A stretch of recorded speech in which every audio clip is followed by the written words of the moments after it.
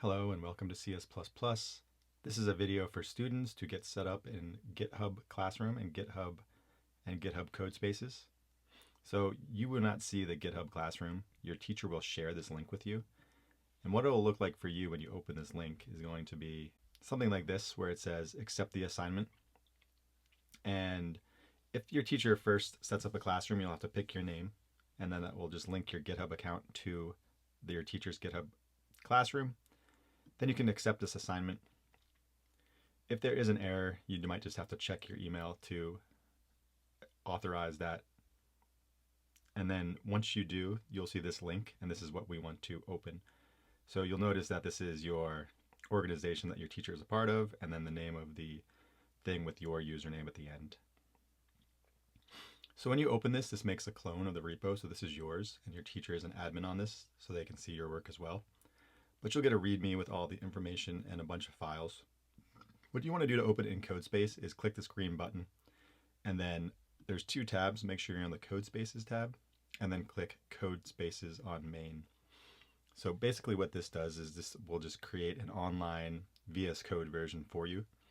It'll take a second originally to open up, because what's happening is there's a dev container that is opening some useful extensions for you that will make it easier for you to complete these projects.